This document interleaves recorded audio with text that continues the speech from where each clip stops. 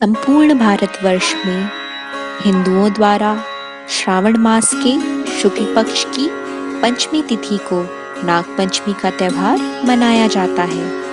हिंदू धर्म में देवी देवताओं के साथ ही उनके प्रतीकों और वाहनों की पूजा अर्चना करने की भी परंपरा है। देवी देवताओं के ये प्रतीक और वाहन किसी करिश्माई लोक से नहीं बल्कि प्रकृति का ही एक अभिन्न हिस्सा है, जिनमें जानवर, पक्षी, सरीसृप, फूल और वृक्ष भी शामिल है। नागपंचमी भी एक ऐसा ही पर्व है जिसमें सांप या नाग को देवता मानकर उसकी पूजा की जाती है।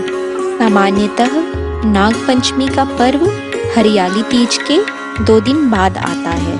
नागपंचमी के दिन सुबह स्नान करने के बाद सर्वप्रथम भगवान शिव की पूजा की जाती है, तत्पश्चात नाग देवता की पूजा की जाती है। नागपंचमी के दिन सुबह स्नान करने के बाद घर के मुख्य द्वार के दोनों ओर गोबर, मिट्टी अथवा गेरू से सर्प की आकृति बनानी चाहिए और उनका दही, अक्षत, पुष्प, मोदक, चंदन इत्यादि से पूजन करना चाहिए और इसी के साथ साथ जरूरतमंदों को दान भी देना चाहिए। माना जाता है कि ऐसा करने से उस घर में आने वाली सारी विपत्तियां टल जाती हैं। नागपंचमी के पर्व की बहुत सी कथाएं हैं।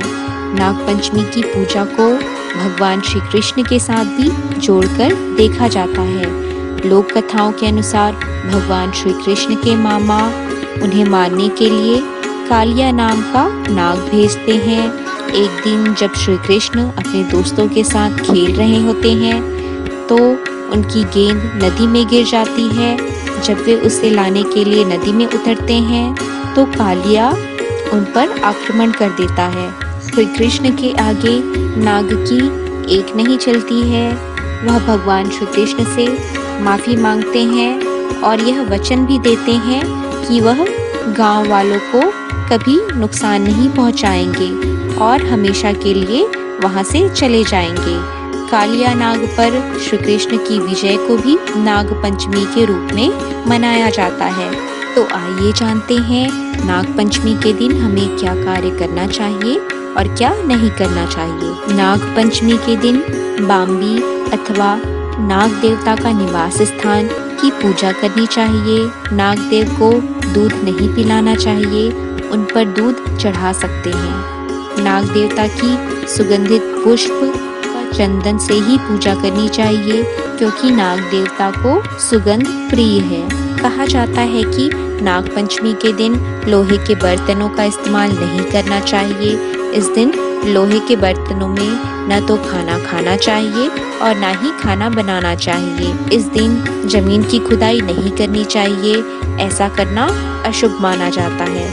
नागपंचमी के दिन धरती पर हल नहीं चलाना चाहिए। किसानों का इस दिन हल चलाना अशुभ माना जाता है। इस दिन सुई में धागा भी नहीं डालना चाहिए, इसे अशुभ माना जाता है।